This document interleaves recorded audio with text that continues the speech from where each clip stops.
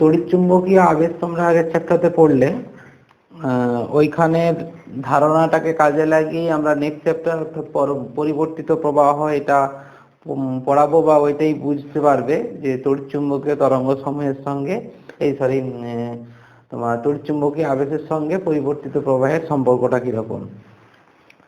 সেই জন্য তড়িৎচুম্বকীয় আবেশের যে প্রাথমিক ধারণাটা ছিল, জাস্ট একটু বলে দিচ্ছি যে কোনো একটা বদ্ধ কুণ্ডলী, যদি কোনো একটা বদ্ধ কুণ্ডলী হয়, এই কুণ্ডলীর মধ্য দিয়ে যদি ধরো এটা কোনো একটা রেজিস্ট্যান্স আছে, মানে কোনো একটা ভার রোধ এই জায়গাটার মধ্যে আছে, এখানে তোমার যদি কোনো দণ্ড চুম্বক যদি যাতায়াত করে, বা কোনো রকম ভাবে এখানে যদি চুম্বক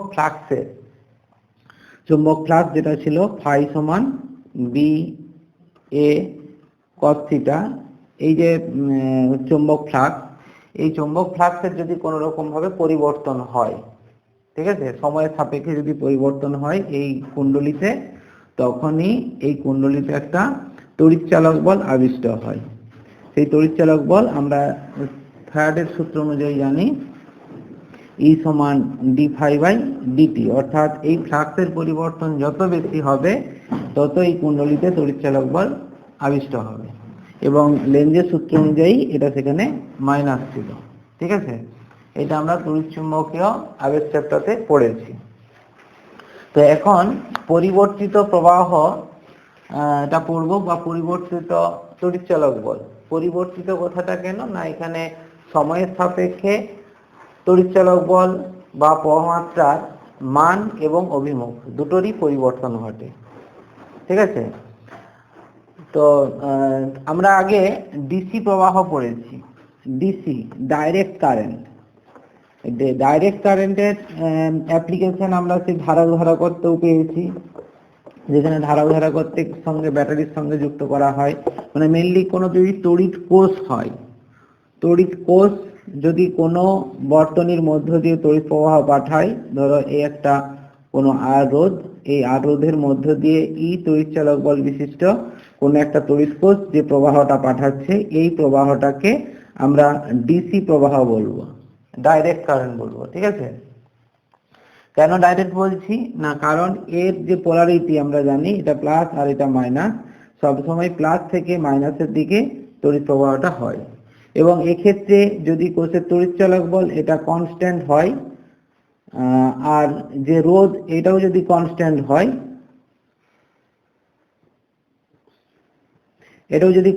হয়, তাহলে সেই ক্ষেত্রে যে প্রবাহ মাত্রা আই সমান কত হয় আমরা জানি ই বাই আর। তাহলে যেহেতু এখানে ই এবং আর পুরোটাই কনস্ট্যান্ট হচ্ছে, সেই জন্য এখানে প্রবাহ মাত্রার মানটা কনস্ট্যান্ট, এটা আয়ের কোনো ভ্যালু পরিবর্তন হচ্ছে না।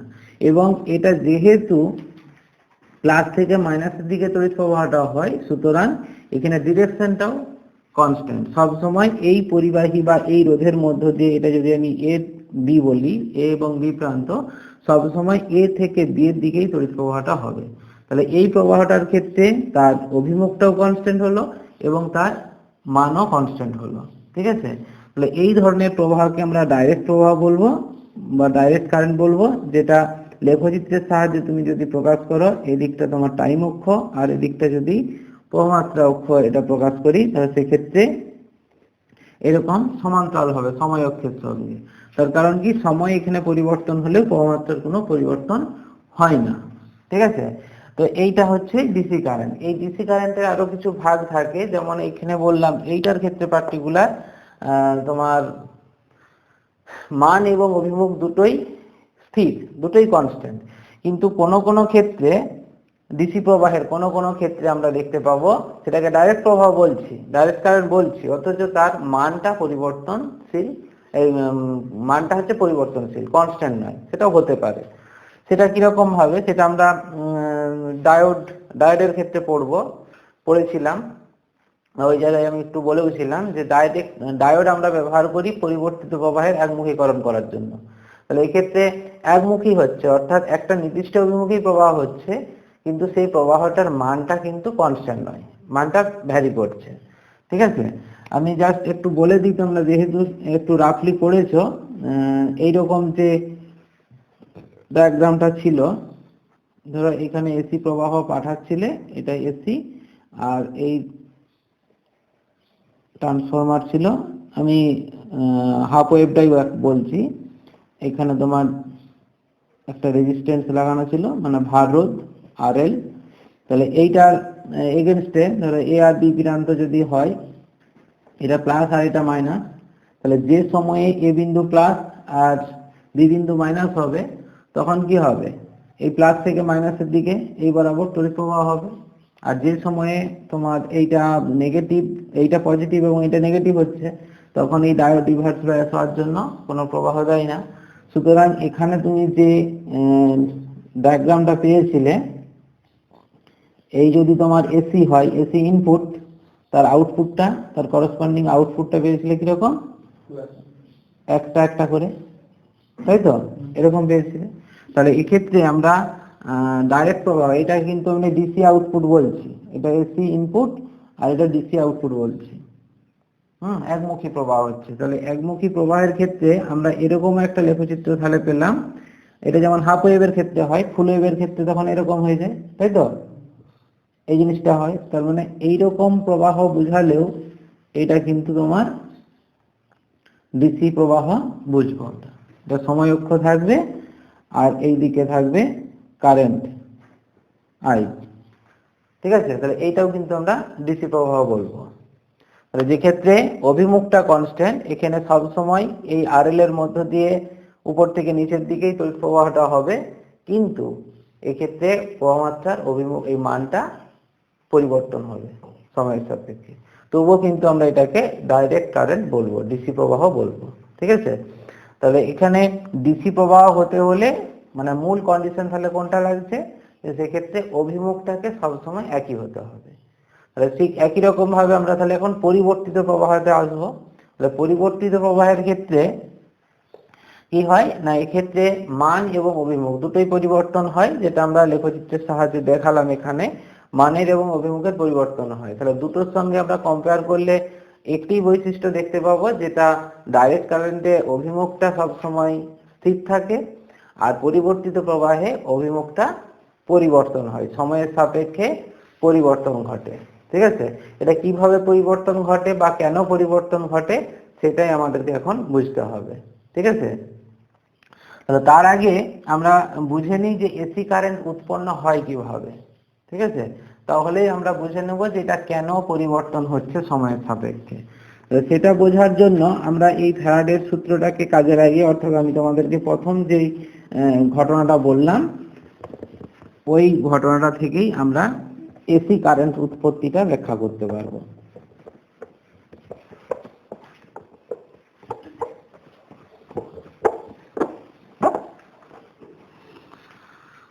তো এইটা বোঝানোর জন্য আমি এইরকম একটা চুম্বক ক্ষেত্রের মধ্যে, তোমরা সেই বিনা সাইন থিটাটা প্রমাণ করেছিলে, ঠিক একই রকম ভাবে এনএস চুম্বক ক্ষেত্রের মধ্যে একটা কুণ্ডলী, আয়তকার কুণ্ডলী, সেই কুণ্ডলীর মধ্যে এন সংখ্যক পাক থাকতে পারে,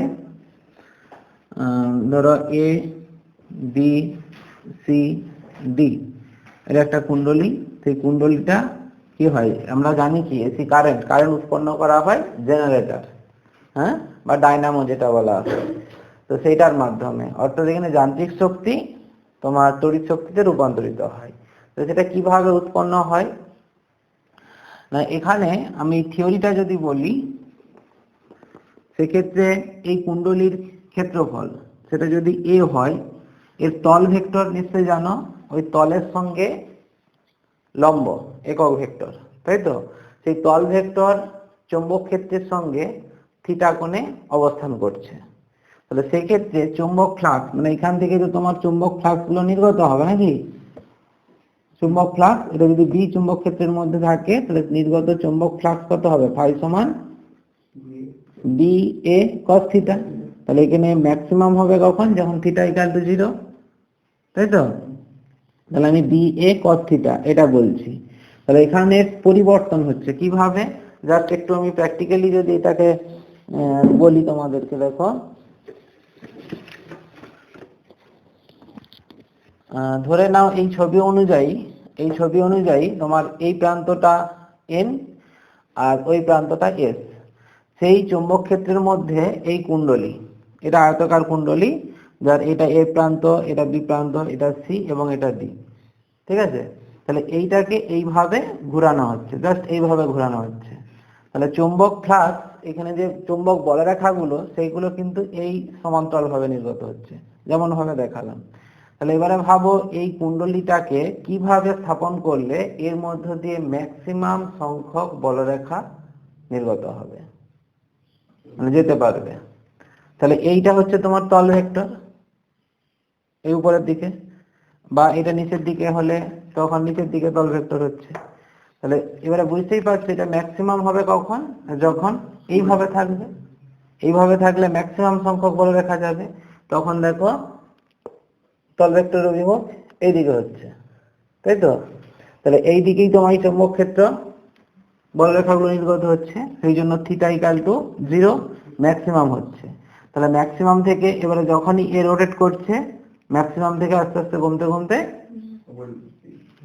90 ডিগ্রি হয়ে গেল, তার মানে 0 হয়ে গেল, কোনো ফ্লাক্স যাবে না।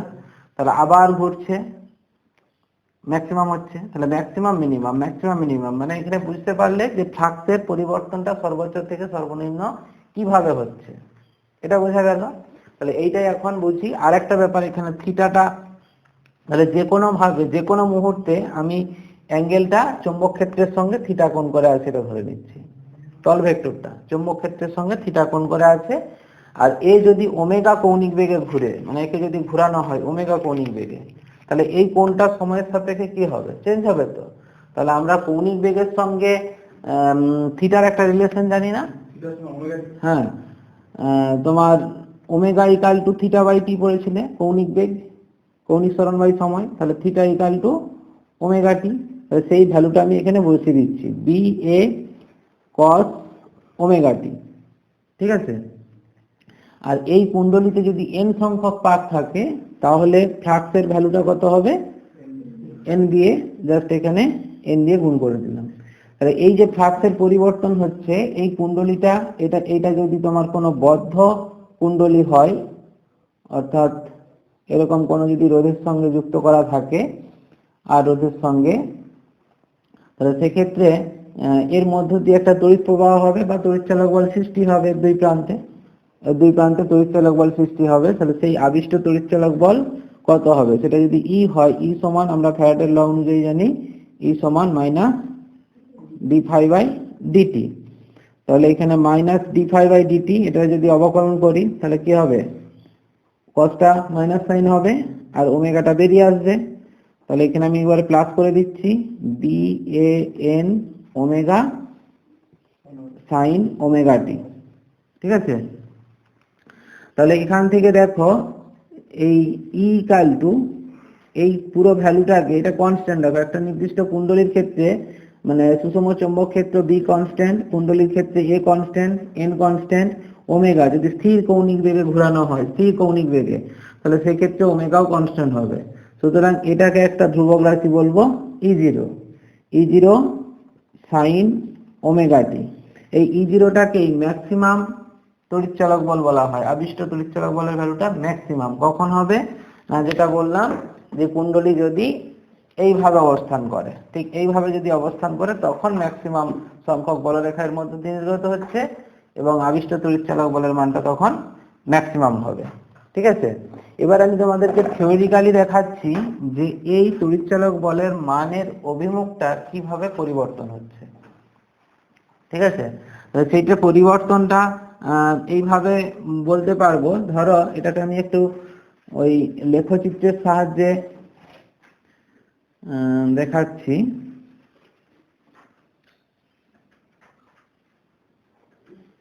ধরো এইটা হচ্ছে তোমার টাইম, আর এটা হচ্ছে টাইম, আর এটা হচ্ছে তোমার ই। আচ্ছা, প্রথমে সাইন ওমেগা টি বের করে নি, ওমেগা টি বলি, ওমেগা টি। আচ্ছা, ওমেগা টি এইটাকে এরকম ভাবে লিখে দিই, E equal to sine omega সমান কত, 2 পাই বাই ক্যাপিটাল টি, হয়তো টিটা পর্যায়কাল ইনটু ছোট টি, একবারে করে দাও, ই। তাহলে টি ইকাল টু যদি 0 পুট করো, টাইমটা জাস্ট 0, তখন টি ইকাল টু 0 হলে sin 0 সমান 0, সুতরাং এটা 0 হবে। এরপরে তোমার টি ইকাল টু এর ভ্যালুটা কত, এটা তো তোমার টোটাল 4টা ভাগে ভাগ করতে পারবে টোটাল আবর্তনটাকে। এখান থেকে যদি শুরু হয় টি ইকাল টু 0, তারপরে t equal to t/4, t equal to t/2, এটা 3t/4, আবার টি, তাই তো, এটা পূর্ণ পর্যায়।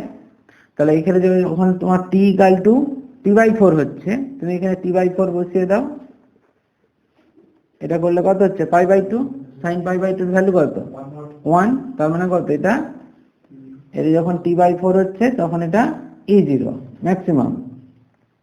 আবার দেখো যখন এটা t/2 হয়ে যাচ্ছে, এটা যখন t/2 হবে তখন দেখো tt কেটে গেল, 2 কেটে গেল, sin π এর ভ্যালু কত 0, তার মানে যখন t/2 হচ্ছে তখন এটা আবার 0 হয়ে গেল। আবার দেখো যখন এটা 3t/4 হচ্ছে, 3t/4 তখন কত হবে, এটা কাটলো 3 π/2 হচ্ছে, 3 π/2 মানে π প্লাস π/2, π প্লাস π/2, sin π প্লাস π/2, এই কোঅর্ডিনেটটা আসছে, তাই তো। তাহলে এটা তোমার কি হবে মাইনাস, তাই তো। তাহলে মাইনাস e0 3t/4 এ, ঠিক যেরকম ভাবে ক্লাস 11 এ তোমরা সরল গতিটা বুঝেছিলে, একই রকম ভাবে টাইমটা এখানে যদি t করে দাও, t, তাহলে কি হবে, টি কেটে গেল, sin 2π কত হবে 0, তাহলে এখানে t হলে 0 হলো। তাহলে আমরা দেখতে পেলাম একটা পূর্ণ চক্রে যখন একবার পূর্ণ আবর্তন করছে, অর্থাৎ এই কুণ্ডলী তুমি শুরু করেছিলে এই অবস্থান থেকে, শুরু করলে এখান থেকে এখানে গেল একটা পর্যায়কাল, এই সরি তোমার t/4 সময়ে এইরকম হলো ম্যাক্সিমাম, এটা ম্যাক্সিমাম। আবার এখানে এলে কত হলো 0, টাইমটা কত t/2 অর্ধেকটা, আবার এরকম হলো।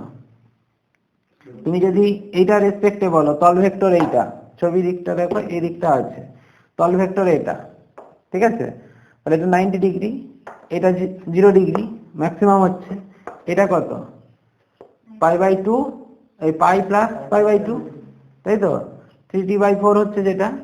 তাহলে এখান থেকে আবার 0 হলো 3t/4 এ, আবার যখন এই দিকটাই হচ্ছে তখন তো অভিমুখটাই দিকে, তল ভেক্টরের অভিমুখের দিকে, আর চুম্বক ক্ষেত্র কোন দিকে ওই বরাবর, কারণ এটা তো চুম্বক ক্ষেত্র সবসময় এদিকেই আছে, তাহলে তলটা তোমার এদিকে চলে এসছে, তাহলে থিটাটা কত এক্ষেত্রে 180 ডিগ্রি, অর্থাৎ cos π হচ্ছে, এই জন্য মাইনাস, ঠিক আছে, সেই হিসাবে আমরা বলতে পারি। আর এমনি ক্যালকুলেশন করে আমরা দেখতে পাচ্ছি এটা নেগেটিভ হচ্ছে, ঠিক আছে। আবার এইরকম অবস্থানে যখন আসছে তখন 0, বোঝা গেল। তাহলে থিওরিটিক্যালি এবং প্র্যাকটিক্যালি আমরা দেখতে পাচ্ছি যে দুই ক্ষেত্রেই এই আবিষ্ট তড়িৎচালক বলের মানটা 0 থেকে ম্যাক্সিমাম e0 এর মধ্যে ভ্যারি করছে এবং অভিমুখটাও পরিবর্তন হচ্ছে। এবং এক্ষেত্রে এটা যেহেতু সাইন কার্ভ, তোমরা জানো সাইন কার্ভটা কিরকম হয়,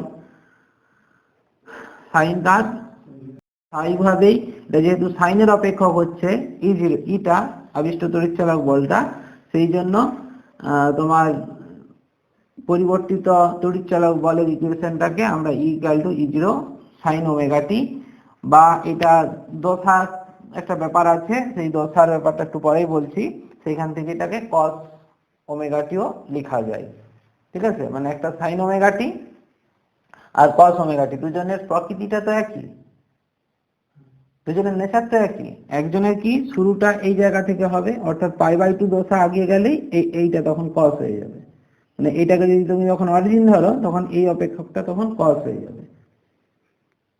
না বুঝতে পারলে ব্যাপারটা কি বললাম? ধরো এখানে তোমার 0, এটা তোমার কত t/4, এটা কত t/2, এটা কত 3t/4, আর এটা হচ্ছে t, এটা তো একটা পর্যায় নাকি। তাহলে এই অরিজিনটা তুমি যদি এইখানটাকে সরিয়ে দাও, এই জায়গাটাকে শিফট করে দাও, তখনই দেখো এটা cos অপেক্ষক হচ্ছে। কেন না আমরা জানি t=0 তে cos অপেক্ষকটা কত ম্যাক্সিমাম হয়, অর্থাৎ এটা যদি এই সমীকরণটা যদি এরকম লেখা হয় E=E0 cos ωt, তাহলে t=0 তে E কত হচ্ছে E0 ম্যাক্সিমাম। তাহলে দেখো এইটা তখন হচ্ছে এই জায়গা থেকে শুরু হচ্ছে তখন। তাহলে এটা দুজনের মধ্যে তো আমরা দেখতেই পাচ্ছি E0 sin π/2 minus omega t, এটা লেখা যায় তো কসটাকে। তাহলে এই দুজনের মধ্যে দশার পার্থক্য কত? এই দুজনের মধ্যে π/2, দশার পার্থক্য π/2। তাহলে এই দুজনেই কিন্তু দুজনের নেচারটা একই রকম, শুধু দশার একটা ডিফারেন্স থাকে। হ্যাঁ, যেটা তোমরা সরল দোলগতিতে পড়ে এসেছিলে। ঠিক আছে, তাহলে এইভাবে আবিষ্ট তড়িৎচালক বল এটা পাওয়া যাবে। এবারে এখানে জানো যে যদি রোধ মানে যে বর্তনীর মধ্য দিয়ে তড়িৎ প্রবাহটা যাচ্ছে তার যদি রোধ আর হয়, তাহলে সেক্ষেত্রে আমরা যে প্রবাহমাত্রাটা পাবো, প্রবাহমাত্রা I সমান কত? E/R, আবিষ্ট তড়িৎচালক বল বাই রোধ। তাহলে সেক্ষেত্রে কি হচ্ছে, E এর ভ্যালু কত? BAN বা E0 sin omega t divided by R. এই E0/R এর ভ্যালুটা কত হবে? ম্যাক্সিমাম প্রবাহ, অর্থাৎ I0 sin ওমেগা টি। ঠিক আছে, তাহলে I = I0 sin ওমেগা টি। এটা হচ্ছে পরিবর্তিত প্রবাহমাত্রা। তাহলে যে ক্ষেত্রে তড়িৎচালক বলটা সময়ের সাপেক্ষে পরিবর্তন হচ্ছে, আর সেক্ষেত্রে তোমার প্রবাহমাত্রাটাও পরিবর্তন হবে সময়ের সাপেক্ষে। ঠিক আছে, আচ্ছা এবারে আমরা এই পরিবর্তিত প্রবাহটাতে পেলাম। তো এই পরিবর্তিত প্রবাহটার একটা শীর্ষ মান থাকে, শীর্ষ মান যেটা আমরা এই শব্দতেও পড়েছিলাম। তো একটু মনে করে দেখো, এইগুলোকে আমরা তরঙ্গ শীর্ষ বলছিলাম আর এইগুলোকে তরঙ্গ পাত বলছিলাম। তাহলে এখানেও তোমার শীর্ষ মান আছে, মানে সর্বোচ্চ মানটা কত। তাহলে তড়িৎ প্রবাহমাত্রা বলো বা তড়িৎচালক বল বলো, দুটোর ক্ষেত্রেই এই প্রবাহমাত্রাটা, এই যে ভ্যালুটা এইটা হচ্ছে, এটা যদি তুমি E বলো তাহলে এই ভ্যালুটা হচ্ছে E0। ঠিক আছে, এই ম্যাক্সিমাম ভ্যালুটা এটা হচ্ছে E0। আবার প্রবাহমাত্রা যদি বলো, এই প্রবাহমাত্রার ভ্যালুটা, সেটা I0টা কত, যেহেতু R দিয়ে একটা ধনাত্মক রাশি দিয়ে ভাগ করছো, তো স্বাভাবিকভাবে এর ভ্যালুটা একটু কম হয়। মানে একই গ্রাফে যদি করো তাহলে সেক্ষেত্রে প্রবাহমাত্রার গ্রাফটা এইরকম হবে, এইরকম হবে। কেন না, এক্ষেত্রে প্রবাহমাত্রা একটু কম হবে। এই দেখতেই পাচ্ছ, R দিয়ে ভাগ করে দিচ্ছ, সর্বোচ্চ তড়িৎচালক বলটাকে R দিয়ে ভাগ করছো, সেই জন্য তার ভ্যালুটা একটু কম হবে। এই কারণে এটাকে আমরা I0 বলবো। একই লেখচিত্রের মধ্যে দুজনের যেহেতু কাটিং পয়েন্ট দেখো একই হচ্ছে, সেই জন্য এদের দশাটা একই। এমনিতে আমরা থিওরিটিক্যালি দেখতে পাচ্ছি যে ওমেগা টি দশা আর এরও ওমেগা টি দশা, দুজনের দশা একই। ঠিক আছে, পরে আমরা আরো জানবো অন্যান্য বর্তনীর ক্ষেত্রে এই দশাটার পরিবর্তন হয়। বিভিন্ন বর্তনী আছে, সেগুলো পরে আসবো। তো যাই হোক, এখন এইখানে যে আমরা প্রবাহমাত্রাটা বা তড়িৎচালক বলটা পেলাম, সেই তড়িৎচালক বলের সর্বোচ্চ ভ্যালুটা কত সেটা জানতে পারলাম। কিন্তু এর এভারেজ যদি নেওয়া হয়, পূর্ণ চক্রে এর এভারেজ গড় মান যদি নেওয়া হয়, সেক্ষেত্রে গড় মানের ভ্যালুটা কত হবে। আমরা প্র্যাকটিক্যালি যদি এটাকে একটু ভাবি, যে কোনো একটা বর্তনীর মধ্য দিয়ে, মানে ধরো এবারে আমরা এই এসি সোর্সটাকে, যে কোনো এসি সোর্সকে বোঝানোর জন্য জাস্ট এরকম একটা সিম্বল দিয়ে দেবো, এরকম সিম্বল। তাহলে এর মধ্য দিয়ে যদি এসি প্রবাহ যায় এই আর রোধের মধ্য দিয়ে, তোমরা এক্ষুনি পড়লেই যে একটা অর্ধচক্র যদি প্রবাহটা এই দিকে হয়, পরবর্তী অর্ধচক্রের প্রবাহটা এই দিকে। ঠিক তো, এই যে আমি লেখচিত্রটা দেখালাম এইটার, এইখান থেকে এইটা হচ্ছে T/2, এইটা হচ্ছে T। তাহলে এইটা হচ্ছে একটা অর্ধচক্র আর এইটা হচ্ছে আরেকটি অর্ধচক্র। তাহলে একটা অর্ধচক্রে এটাকে যদি পজিটিভ ধরি, পরবর্তী অর্ধচক্রে এটা নেগেটিভ। তার মানে কি, একটা অর্ধচক্রে প্রবাহটা যাচ্ছে এ থেকে বি এর দিকে, পরবর্তী অর্ধচক্রে বি থেকে এ এর দিকে। তাহলে পূর্ণ চক্রে এই রোধের মধ্য দিয়ে প্রবাহিত প্রবাহমাত্রা কত? এই রোধের মধ্য দিয়ে পূর্ণ চক্রে কতটা প্রবাহ যাচ্ছে? নেট প্রবাহটা 0, তাই তো। এদিকে মানে তোমরা কি পড়েছিলে, প্রবাহমাত্রা যে ডিপ ভেলোসিটি যে ধারণাটা ছিল, একটা নির্দিষ্ট অভিমুখে ইলেকট্রনগুলো যখন প্রবাহিত হয় তখনই তো তুমি প্রবাহমাত্রাটা পেয়েছিলে, I = NE/VD। হ্যাঁ, VD ডিপ ভেলোসিটি নিয়ে ইলেকট্রন যখন গতিশীল হয় তখনই ওই পরিবাহীর মধ্য দিয়ে প্রবাহমাত্রা পেয়েছিলে। যখন তার দুই প্রান্তে কোনো বিভব প্রভেদ প্রয়োগ করনি তখন তো ইলেকট্রনগুলো র্যান্ডামলি মুভ করে, তাই তো? র্যান্ডামলি যখন চলে তখন কি নিট প্রবাহ পাও? কোনো প্রস্থচ্ছেদের মধ্য দিয়ে নির্দিষ্ট সংখ্যক ইলেকট্রন যদি একটা নির্দিষ্ট অভিমুখে প্রবাহিত হয় তবেই তো নির্দিষ্ট প্রবাহটা পেতে, নাকি? কিন্তু এখানে কি হচ্ছিল, যখন তুমি বিভব প্রভেদ প্রয়োগ করনি তখন ইলেকট্রনগুলো র্যান্ডামলি যেদিকে খুশি যাচ্ছে। তাহলে নির্দিষ্ট প্রস্থচ্ছেদের মধ্য দিয়ে যদি নির্দিষ্ট সংখ্যক ইলেকট্রন না প্রবাহিত হয় তাহলে কোনো প্রবাহ যাবে না। তাহলে এখানেও তুমি ধরে নাও না এই পরিবাহীর মধ্য দিয়ে কিছু সময়ের জন্য ইলেকট্রনগুলো একটা নির্দিষ্ট দিকে গেল আর পরক্ষণেই বিপরীত দিকে এলো, নিট প্রবাহ কত হবে? জিরো। তাহলে সেই জন্য পূর্ণ চক্রে পরিবর্তিত প্রবাহের গড় মান শূন্য হয়। এটা আমরা থিওরিটিক্যালিও দেখতে পাবো। থিওরিটিক্যালি যদি ভ্যালুটাকে আমরা রিপ্রেজেন্ট করি, দেখো আই বা ই যাই বলো না কেন দুটো তো একই।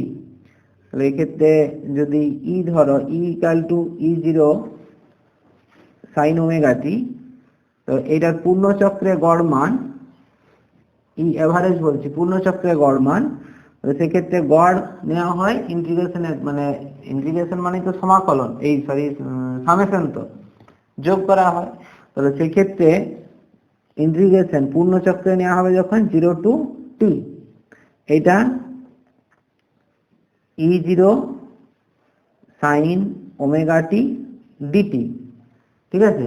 এটা হচ্ছে তোমার যোগ হলো পূর্ণ চক্রের এই ক্ষুদ্র ক্ষুদ্র মান। কিরকম না, এরকম একটা ক্ষুদ্র তুমি টাইম ধরবে, ডিটি টাইম ধরবে, সেই সময়ে তোমার এই যে তড়িৎচালক বলটা বা প্রবাহমাত্রা যেটা পরিবর্তন, আমি এখানে তড়িৎচালক বল ধরেছি, তাহলে এইটা হচ্ছে তোমার ডিই, এই যে ডিই পরিবর্তনটা, সেইটাকে তোমার ইন্টিগ্রেশন করে নেওয়া হচ্ছে। তাহলে এইটা এই ক্ষুদ্র ক্ষুদ্র যে স্ট্রিপ গুলো নিচ্ছ তাকে ভাগ করতে হবে। এখানে টোটাল টাইমটা কত? টি, সেই জন্য 1/t, 1/t integration 0 to T E zero sine omega t DT. এটি হচ্ছে পূর্ণ চক্রে পরিবর্তিত তড়িৎচালক বলে গড় মান, ঠিক আছে? তাহলে E zero by capital T integration 0 to t sine omega t dt, ঠিক আছে? এইটা আর করছি না আমি, তোমরা ইন্টিগ্রেশন করলেই দেখতে পাবে এটার পূর্ণ চক্রে এর গড় মানটা শূন্য হয়, মানে এই টোটাল ভ্যালুটা এখান থেকে এই ভ্যালুটা টোটালটা তোমার শূন্য হবে। এটা ক্যালকুলেশন করে দেখবে, তোমাদের এখানে করে দেওয়া আছে যদিও, আর পরীক্ষার সময় তোমাদের যদি এটা পড়ে যে পূর্ণ চক্রের গড় মান নির্ণয় করো, তাহলে সেক্ষেত্রে তোমরা ডাইরেক্ট এটা বলতে পারবে, কারণ এখানে কিছু স্ট্যান্ডার্ড তোমার হচ্ছে ইন্টিগ্রেশন থাকে, সমাকলন থাকে, নির্দিষ্ট মানে নির্দিষ্ট সমাকলনেরই একটা কিছু স্ট্যান্ডার্ড ভ্যালু থাকে আর কি, যেইগুলোর ডাইরেক্ট মান পুট করা যায়, ঠিক আছে? তাহলে এইটা ডাইরেক্ট ভ্যালু হচ্ছে 0 হবে, মানে পূর্ণ চক্রে, এটা আমরা জানি, পুট করে দিতে পারো। আর তা নাহলে সিম্পল ক্যালকুলেশন করে দিবে, সাইনের হচ্ছে ইন্টিগ্রেশন মাইনাস কস হয়, ঠিক আছে? বা ওমেগা দিয়ে ভাগ করবে, টি এর ভ্যালু বসাবে, তাহলে তোমার এখানে বেরিয়ে যাবে। আর এটা না করলেও ডাইরেক্ট তুমি এখানে 0 বসিয়ে দিতে পারবে। তাহলে এইটা তোমার থিওরিটিক্যালি আমি দেখাতে পারলাম যে পূর্ণ চক্রে এই তড়িৎচালক বলের গড় ভ্যালুটা শূন্য হচ্ছে, ঠিক আছে? আচ্ছা, এবারে তাহলে পূর্ণ চক্রে যদি শূন্য হয়ে যায় তাহলে এরকম একটা ধারণা যে তাহলে এই বর্তনীর মধ্য দিয়ে তো কোনো তড়িৎ প্রবাহ হবেই না।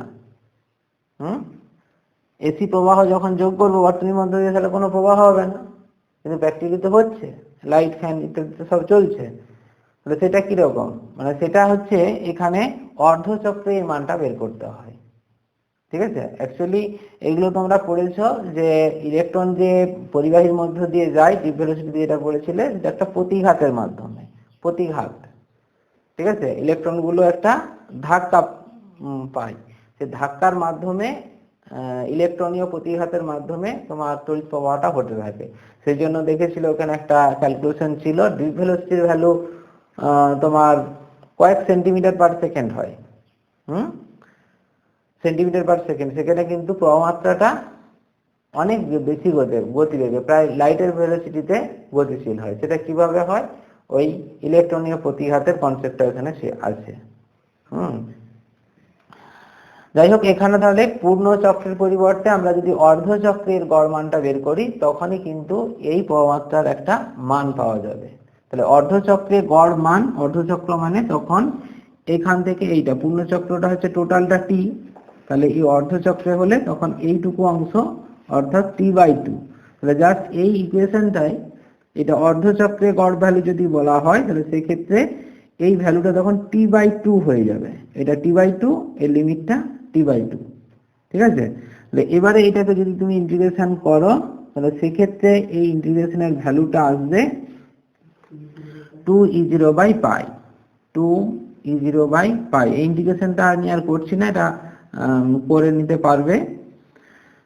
এইটাই তোমাদেরকে মনে রাখতে হবে। অর্ধচক্রে তোমার গড় ভ্যালু, এটা I0 বা I বা E, প্রমাত্রা বা তড়িৎচালক বল যাই বলো না কেন, তার অর্ধচক্রে এই ভ্যালুটি মুখস্থ রাখতে হবে। ঠিক আছে? এইটা তোমাদেরকে কোশ্চেন করবে। ঠিক আছে? এটা কোনো জায়গায় ভ্যালু পুট করতে হবে, মান নির্ণয় করতে বলবে। ঠিক আছে? যদি এরকম শুধু বলে দেয় যে গড় মান নির্ণয় করো, তাহলে সেক্ষেত্রে গড় মান মানে এটা ভাববে অর্ধচক্রে। পূর্ণচক্রে গড় মান কিন্তু 0 হয়। পূর্ণচক্রে যদি দরকার হয় তখন চেয়ে নিবে, জিজ্ঞেস করবে যে পূর্ণচক্রের গড় মান কত। কিন্তু কোনো সময় যদি বলে যে এই পরিবর্তিত প্রবাহের গড় মান কত, তাহলে সেক্ষেত্রে এটা কিন্তু ভাববে যে অর্ধচক্রেই গড় মান নির্ণয় করতে বলেছে। ঠিক আছে? তো সেই হিসাবে অর্ধচক্রে এই ভ্যালুটা 2e0/π, এটা বসাতে হবে। এবারে 2 আর π এর ভ্যালু যদি পুট করে দাও, এটা তোমার কত 0.367 এটা আসছে আর কি। এই ভ্যালুটা মানে 2/π এর ভ্যালুটা এইটা তোমার আসবে 0.367E0। ঠিক আছে? আচ্ছা 637, হ্যাঁ 0.637E0। একই রকম ভাবে এটা I এভারেজ যদি বলা হয়, I এভারেজ সেটাও তোমার ওই একই লিখতে পারবো 0.637I0। ঠিক আছে? সর্বোচ্চ প্রমাত্রার এত গুণ হবে। আচ্ছা, এরপরে আমাদেরকে বের করতে হবে IRMS, রুট মিন স্কয়ার। ঠিক আছে? ঠিক যেরকম তোমরা গ্যাসের গতিতত্ত্বে পড়েছিলে আরএমএস ভ্যালু, সেখানেও তোমার গ্যাসীয় অণুগুলো র্যান্ডম মোশনের কনসেপ্ট থেকে আমরা আরএমএস ভ্যালুটা নির্ণয় করেছিলাম, গড় ভ্যালু নির্ণয় করেছিলাম, মোস্ট প্রবাবল ভেলোসিটি, সর্বাপেক্ষা সম্ভাব্য বেগ, এগুলো বের করেছিলাম। এখানেও সেরকম এভারেজ ভ্যালু বের করলাম, আরএমএস ভ্যালুটা বের করব। আরএমএস তাহলে প্রথমে মিন স্কয়ার বের করব। মিন স্কয়ারটা এক্ষেত্রে পূর্ণ চক্রে তোমরা বের করে নিতে পারো, যদিও বইয়ে এখানে অর্ধচক্র ধরে করা আছে, আমি তোমাদেরকে পূর্ণ চক্রেই দেখাচ্ছি। একই ভ্যালু বেরোবে এটার ক্ষেত্রে। আরএমএস ভ্যালুটা পূর্ণ চক্র এবং অর্ধচক্রে দুটো মান একই হয়। ঠিক আছে? সমগ্র অংশের জন্য। তো এই ক্ষেত্রে যদি তুমি এটাকে ধরো প্রমাত্রা যদি বের করো, I = আমরা জানি I0 sin ωt, তাহলে এর মিন স্কয়ার মানে প্রথমে স্কয়ারের মিন নেব, তার মানে এটা কত হবে IMS, এটা সমান কত I0 square sin square ωt। তাহলে স্কয়ার নিলাম, তাহলে তার মিন নেব। মিন মানে কি আমি বললাম পূর্ণ চক্রে, এটা হচ্ছে 0 to t। ঠিক আছে? তাহলে কি হবে, গড় নিতে গেলে তখন 1/t। ঠিক আছে? যেমন এভারেজের ক্ষেত্রে করলাম। তাহলে প্রথমে স্কয়ার করে নিলাম, মানে পুরোটাকে স্কয়ার করে নিলাম, দিয়ে তার মিন নেব। তাহলে ওই জন্য পূর্ণ চক্রে হলে 1/t হচ্ছে। তাহলে এই ক্ষেত্রে কি করব, I0 স্কয়ার বেরিয়ে যাবে, I0 square by t integration 0 to t, এটা ωt ইন্টু dt, এটা থেকে গেছে sin square ωt into dt। ঠিক আছে?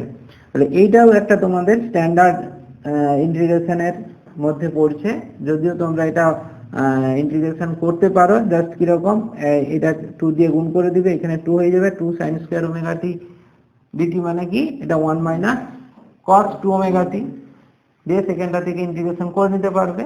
আর তাছাড়াও এটা হচ্ছে একটা স্ট্যান্ডার্ড ইকুয়েশন, যেটা একবারে লিখে নিতে পারো। এর ভ্যালুটা 0 to t sin square omega t dt, এটা সমান লেখা যায় upper limit by 2, upper limit যেটা হবে সেটা ডিভাইডেড বাই 2, স্ট্যান্ডার্ড ইন্টিগ্রেশনের ফর্মুলা এগুলো, ডিভাইডেড বাই 2 এটা হয়ে যাচ্ছে। তাহলে এখানে t কেটে গেল, তাহলে এটা তোমার আসছে i0 স্কয়ার বাই 2। তাহলে এটা মিন স্কয়ার হলো। রুট মিন স্কয়ার মানে কি, তখন IRMS আসবে, এর রুট নিতে হবে। তাহলে IRMS এটা সমান root over of i0 square by 2, তার মানে কত i0 বাই রুট 2। ঠিক আছে, এইটি হচ্ছে তোমার RMS ভ্যালু। তাহলে এই RMS ভ্যালুটাই আমরা কিন্তু প্র্যাকটিক্যালি পাই, মানে যেই তোমাকে যদি জিজ্ঞেস করা তোমার বাড়ির বৈদ্যুতিক যে এসি কারেন্টটা আসছে তার ভ্যালু কত, যে ভোল্টেজটা আসছে তার ভ্যালু কত, তোমরা বলো 220 কি 230 ভোল্ট। এই যে ভ্যালুটা বলছো এটা কিন্তু তার RMS ভ্যালু, এটা মনে রাখবে। মানে বাড়িতে যে বিদ্যুৎটা সাপ্লাই হয়, এটা এসি সাপ্লাই, এর ভোল্টেজ সেটা আসছে বা আমি যে কারেন্টটা নির্ণয় করছি সেটা কিন্তু তোমার RMS ভ্যালুটা নির্ণয় করছি। ঠিক আছে, এর পিক ভ্যালু একটা আছে, কারণ এই যে এসি প্রবাহ তোমরা যেটা গ্রাফিক্যালি যেটা দেখলে এইটা তো তোমার এসি প্রবাহ। তাহলে এর RMS ভ্যালু মানে এইটা তোমার 1/√2, √2 ভ্যালু 1.414। তাহলে 1/1.414 এটা যদি বসানো হয় তাহলে তোমার সেই ভ্যালুটা দাঁড়াবে কত, আছে কি দেওয়া, নাহলে ক্যালকুলেট করলে কত হচ্ছে এটা দেখো তো একটু। 707 I0, যেটা দেখতে পাচ্ছ এভারেজের ভ্যালু থেকে বেশি হচ্ছে। এভারেজটা ছিল তোমার 0.637, সেটার থেকে এটা বেশি হচ্ছে, এবং সেটা কিন্তু I0 থেকে কিন্তু কম, যে পিক ভ্যালু সর্বোচ্চ তার থেকে কিন্তু কম হচ্ছে। তাহলে এইরকম মানে এইরকম একটা ভ্যালু হচ্ছে আর কি এই জিনিসটা। ঠিক আছে, তো এক্ষেত্রে তোমাদেরকে এই RMS ভ্যালুটা মনে রাখতে হবে, এবং এখান থেকে একটা ফর্ম ফ্যাক্টর আছে, ফর্ম ফ্যাক্টর নির্ণয় করতে হয়। ফর্ম ফ্যাক্টরটা কি না, ওই RMS ভ্যালু আর এভারেজ ভ্যালুর যে অনুপাত ফ্যাক্টর, যে কোনো পরিবর্তিত তড়িৎচালক বল বা পরিবর্তিত প্রবাহমাত্রা, এই দুটোর তুমি যে RMS ভ্যালু পেলে আর তার যে এভারেজ ভ্যালু, এই দুটোর যে রেশিওটা সেটাকেই ফর্ম ফ্যাক্টর বলা হয়। তাহলে সেটা কত না IRMS divided by I average. ঠিক আছে, এইটা ইকুয়াল টু IRMS সমান পড়েছি I0 by √2, R average value কত বললাম 2I0 বাই পাই, তার মানে পাই বাই 2I0। ঠিক আছে, এখানে I0 কেটে গেল, তাহলে পাই বাই 2√2। ঠিক আছে, এইটার ভ্যালুটা তোমার দাঁড়াবে এটা 1.11 ফর্ম ফ্যাক্টর। এটা আদর্শ এসি কারেন্ট বা এসি ভোল্টেজের ক্ষেত্রেই ফর্ম ফ্যাক্টরটি এইটি দাঁড়ায়। এবারে যে কোনো পরিবর্তিত প্রবাহ বা পরিবর্তিত ভোল্টেজ এই ফর্ম ফ্যাক্টর থেকে যতটা বিচ্যুতি হবে ততটা তার মধ্যে মানে খাদ মেশা থাকবে আর কি। মানে এসি পিওর এসি যেটা বলা হয়, পিওর এসি বিশুদ্ধ এসি যদি হয় তার ক্ষেত্রে ফর্ম ফ্যাক্টর 1.11 হবে। এবার ওইখান থেকেই যদি এই কার্ভটা, যেটা আমি একদম পিওর এসি কার্ভ লিখেছিলাম, এই এসি কার্ভটা বিচ্যুতি ঘটবে। ঠিক আছে, মানে ওর মধ্যে অশুদ্ধি যখনই মিশে যাবে, মানে কিছু পরিমাণ ডিসি কম্পোনেন্ট মিশে যায়, যেগুলো ওই এর ক্ষেত্রে পাবে ডায়োডের ক্ষেত্রে এই ইমপিউরিটিটা, মানে এসির সঙ্গে কিছুটা ডিসি মিশে থাকে। ঠিক আছে, তাহলে সেই জায়গায় এই ফর্ম ফ্যাক্টর ভ্যালুটা ওই প্রকৃত ভ্যালু থেকে আস্তে আস্তে বিচ্যুতি ঘটবে। ঠিক আছে, এবারে সব সময় এসি কারেন্ট বা ভোল্টেজের ক্ষেত্রে এই ফর্ম ফ্যাক্টরটাকে 1.11 এর কাছে রাখার চেষ্টা করা হয়। আচ্ছা, এখানে আরেকটা কোশ্চেন তোমাদের থাকে যে পরিবর্তিত ভোল্টেজ আর ডিসি ভোল্টেজ এই দুটোর মধ্যে কোনটা, মানে একই বিভবযুক্ত দুটো, একটা হচ্ছে ডিসি আর একটা এসি, কোনটা বিপজ্জনক হয়? অর্থাৎ জাস্ট উদাহরণ দিয়ে বলে দিল 220 ভোল্ট এসি এবং 220 ভোল্ট ডিসি, এই দুটোর মধ্যে কোনটি বেশি বিপজ্জনক হয়, মানে দুটোতে যদি শক লাগে কোনটা বেশি তোমার ক্ষতি করতে পারে তোমাকে। সেটা কেন না সেটা একটু ব্যাখ্যা করতে হবে। ডিসি মানে আমরা জানি যে ক্ষেত্রে তোমার প্রবাহমাত্রা বা ভোল্টেজ যাই বলো না কেন একটা সময়ের সাপেক্ষে কনস্ট্যান্ট ভ্যালু থাকে, অর্থাৎ 220 ভোল্ট ডিসি তো 220 ভোল্ট ডিসি থাকবে, সময়ের সাপেক্ষে এর ভ্যালুর কোনো পরিবর্তন হবে না, পিওর ডিসি যদি হয়। আর এসি মানে যেটা আমি এক্ষুনি বললাম যে এটা সময়ের সাপেক্ষে তোমার সর্বোচ্চ থেকে জিরোর মধ্যে ভ্যারি করে নির্দিষ্ট সময় অন্তর অন্তর। তাহলে এইটা যে ভ্যালুটা দেওয়া আছে এই এসিটা, যে 220 ভোল্ট এসি, এটা কি তার আরএমএস ভ্যালুকে দেয়। আমি একটু আগেই বললাম যে কোনো প্রবাহ, এসি প্রবাহ বা ভোল্টেজ যখন নির্দেশ করে দেয় সেটা তার আরএমএস ভ্যালুকে প্রকাশ করে। তাহলে আরএমএস ভ্যালু যদি 220 ভোল্ট হয়, সম্পর্ক আমরা পড়লাম তোমার ই ইকুয়াল টু, মানে ই আরএমএস, যেটা ই আরএমএস ইকুয়াল টু E0/√2। তাহলে তার পিক ভ্যালুটা কত, তার সর্বোচ্চ ভ্যালু, অর্থাৎ E0 সমান √2 ইন্টু ইআরএমএস। তাহলে এই ইআরএমএস এর ভ্যালুটাই তো তোমার 220। তাহলে এখানে √2 গুণ হচ্ছে 220 সঙ্গে, তো স্বাভাবিকভাবে এর ভ্যালুটা ওই 310-11 এরকম হয় আর 311 এত ভোল্টের মতন দাঁড়ায়।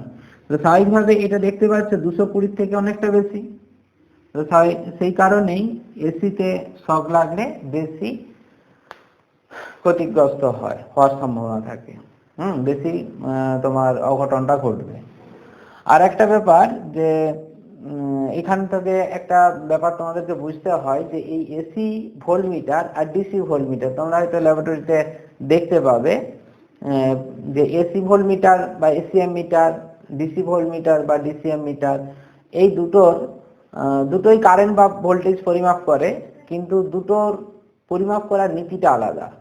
তোমাদেরকে আগের ক্লাসগুলোতে অর্থাৎ তড়িৎচুম্বকীয় আবেশ, আগে তড়িৎচুম্বকত্ব চ্যাপ্টারতে আমরা ভোল্টমিটার বা অ্যামিটারটা পড়েছিলাম। সেখানে ভোল্টমিটার বা অ্যামিটার যে কার্যনীতিটা ছিল, একটা মুভিং কয়েল গ্যালভানোমিটার ছিল আর একটা ট্যানজেন্ট গ্যালভানোমিটার ছিল, তাই তো? সেই মুভিং কয়েল গ্যালভানোমিটার বা ট্যানজেন্ট গ্যালভানোমিটার এই দুটোর হচ্ছে নীতি, মানে দুটো নীতি হচ্ছে গঠিত হয়েছিল ডিসি কারেন্ট, মানে ওই কুণ্ডলীর মধ্য দিয়ে একটা সমপ্রবাহ পাঠানো হয়েছিল। সেই সমপ্রবাহ পাঠানোর ফলে ওই কুণ্ডলীতে একটা টর্ক উৎপন্ন হচ্ছিল। সেই টর্কের জন্য কতটা কোণে ঘুরছে সেখান থেকে আমরা প্রবাহমাত্রাটা নির্ণয় করেছিলাম বা ভোল্টেজ নির্ণয় করেছিলাম। কিন্তু এসি প্রবাহ যখন কোনো এই কুণ্ডলীর ক্ষেত্রে আমরা পাঠাবো, তাহলে সেক্ষেত্রে যেহেতু এসির ভ্যালুটা সময়ের সাপেক্ষে পরিবর্তন হচ্ছে, তাহলে একটা অর্ধচক্রের জন্য প্রবাহ একদিকে হচ্ছে, তার জন্য টর্ক একদিকে অনুভব হবে, পরবর্তী অর্ধচক্রের জন্য টর্কটা আবার উল্টো দিকে হবে। তাহলে স্বাভাবিকভাবেই কি হবে, স্থির থেকে যাবে। মানে একটা কুণ্ডলীর উপর যখন একবার একদিকে টর্ক দিচ্ছ, আর একটি পরক্ষণেই আবার বিপরীত দিকে সমপরিমাণ টর্ক, তাহলে সেটা কি আর আবর্তন করবে? ঘুরবে না। তাহলে সেক্ষেত্রে এ কোনোভাবেই কিন্তু প্রবাহটা পরিমাপ করতে পারবে না বা ভোল্টেজ পরিমাপ করতে পারবে না। অর্থাৎ ডিসি ভোল্টমিটার বা অ্যামিটার দিয়ে কখনোই এসি কারেন্ট তুমি বা ভোল্টেজ পরিমাপ করতে পারবে না। ঠিক আছে? তাহলে এদের পরিমাপ পদ্ধতির নীতিটা কি, এদেরকে কিভাবে পরিমাপ করা হয়? সেক্ষেত্রে এটা পরিমাপ করা হয় হিটিং মানে এফেক্টের দ্বারা। আমরা জানি কোনো পরিবাহীর মধ্য দিয়ে যখন তড়িৎ প্রবাহ পাঠানো হয়, সেই তড়িৎ প্রবাহ পাঠালে পরিবাহীটা গরম হয়। ঠিক আছে? তাহলে সেই গরম কতটা হচ্ছে সেটা থেকে আমরা জানি যে কোনো ধাতুকে গরম করলে দৈর্ঘ্য বেড়ে যায়, সেই দৈর্ঘ্য বেড়ে যাওয়াটাকে ক্যালিব্রেশন করে এটা পরিমাপ করা হয় আর কি। ঠিক আছে? মানে একটা কুণ্ডলীর মধ্য দিয়ে যখনই তুমি কোনো পরিবাহীর মধ্য দিয়ে তড়িৎ প্রবাহ পাঠাবে, এই পরিবাহী রোধ যদি আর হয়, এর মধ্য দিয়ে আই এসি প্রবাহ যখন তুমি পাঠাচ্ছ, তখন কি হবে, একটা হিট উৎপন্ন হবে। হিট H = কত, I² RT।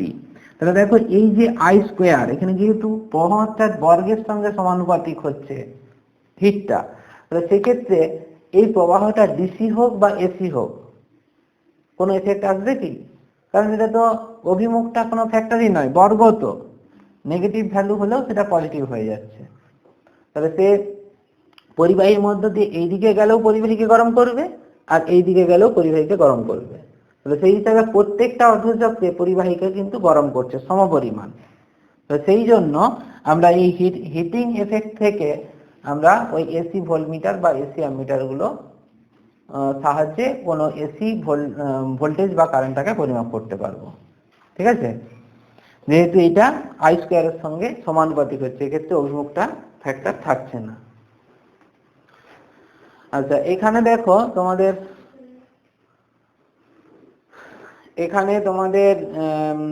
পরিবর্তিত প্রবাহের প্রমাত্রার সমীকরণ দেওয়া আছে।